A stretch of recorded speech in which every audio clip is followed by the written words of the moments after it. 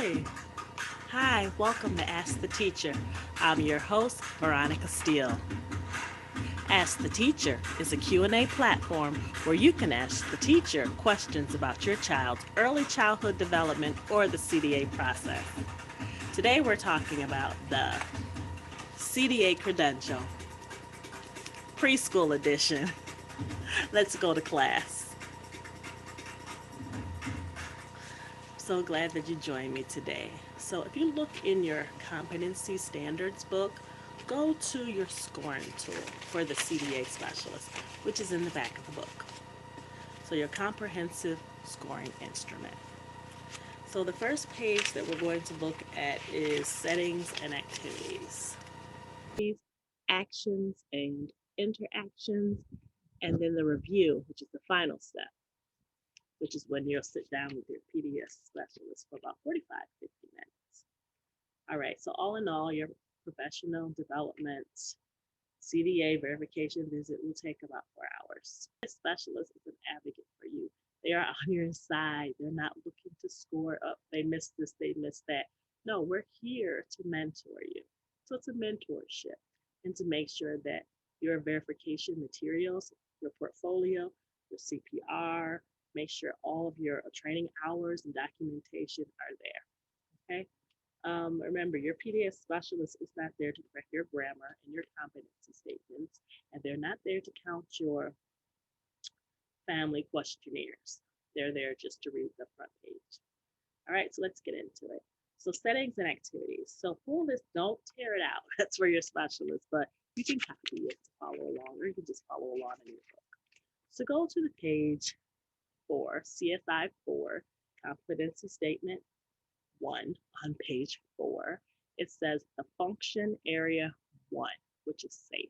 So remember, each competency statement has function areas that you need to discuss in your competency statement.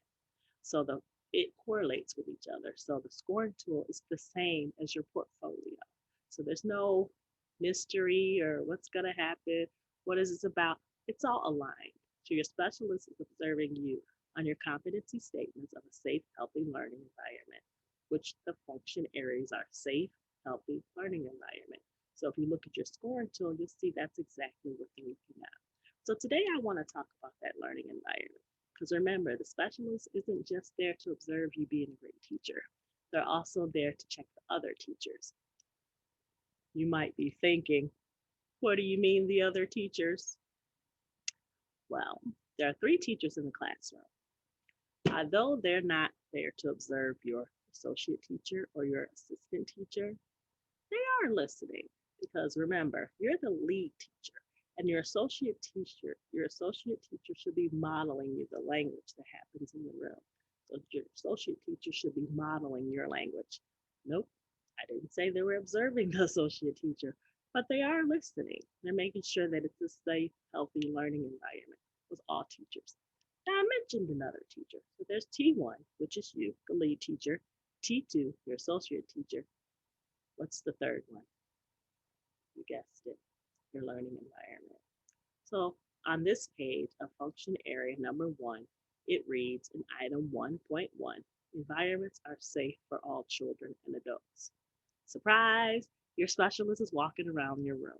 Some of these things they can observe in your portfolio, but some of them they want to visually see. So A says materials, equipment, and environments are safe. So if you look in the licensing standards book, you'll see on page 34, it says the water supply and plumbing. You might be thinking, they're checking out my water. Well, we're making sure that the water isn't gray or yellow. We're making sure that the water, yes, the water is clear. We're making sure that the toilets aren't leaking. This is a safe, healthy learning environment for children. You may see them peek in the bathroom or maybe turn that faucet on. That's what they're looking for. So in order to score a 3, your materials, equipment, and environment need to be safe for children. So as you can see on the screen, water supply and plumbing, toilets, hand washing sinks, we're making sure that those function appropriately. Check out your Laura licensing book. It's something of a resource for you. Sewage and disposal. Bluetooth disconnected. Sorry about that. We're checking the sewage and disposal. We're checking your garbages. So remember, you need a garbage that has food. When the boys and girls throw away their breakfast, lunch, and snack, you need to make sure that that garbage is covered because it tends to smell. And the garbage for the boys and girls to throw their paper towel, it could be open, that's fine. And it needs to be next to the sink. We're checking heating temperatures. Is it a safe, comfortable environment for children in your care? Remember, you're the lead teacher, you're the protector of the children, as well as your associate teacher. You remember, you're the model that everyone is looking at. The profession is very rewarding. I know there are struggles sometimes competency wise, but we get our rewards in heaven and watching the children flourish, being a blessing to parents and families and children as well. So check out where it says light and ventilation and screen. Yeah, we're checking out, making sure it's not too hot in there. We're checking out the outside. We're looking at the premises outside. We're looking at the premises inside. You may see your specialist take a walk around the building.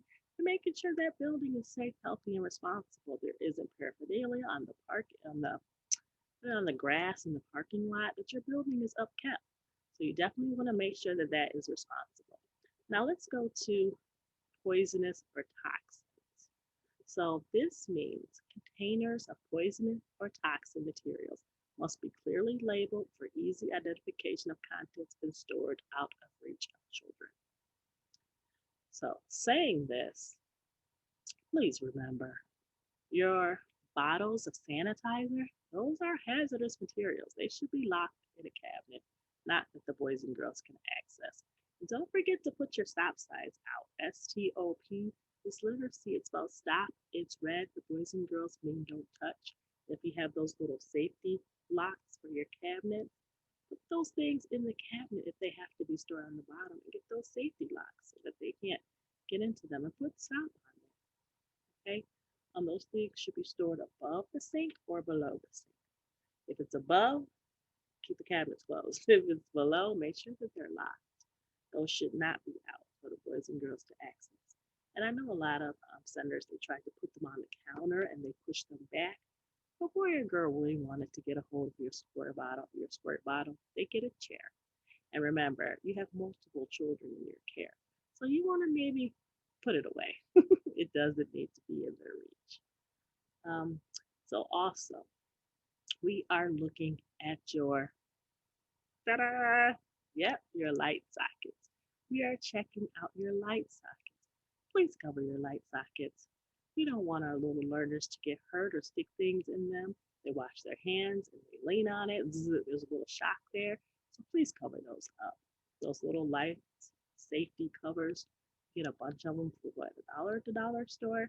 Cover all those outlets that aren't being used.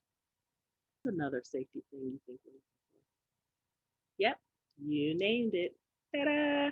Locks. Yes, your classroom door should be locked. Your outside perimeter door should be locked with some sort of security so strangers and can't just walk into your establishment. No one whoever is coming in is a safe person. Let's see. What's another safety thing you think we're looking for in your materials, equipment, and environment? Materials, equipment, yes. If those items or toys are tripped or you have rugs where boys and girls can trip and fall, we're looking at those things. Now, you might not get a low score for a rug, but your specialist will probably definitely mention it to you in your review. So make sure that you're being cautious and that you're being aware of your environment as well. Oh, the toys. If you have broken toys, tell your administration. Don't put tape on those things or try to put those glues on those things. Those things still chip if they come apart. Perhaps you can get those things replaced. I know there are a lot of organizations out there that supply teachers with free things. You might want to try Donors Choose. Let's see, what else? Your staplers. There are some staplers that children have access to, and then there are teacher staplers. So make sure those things are safe and in good working order.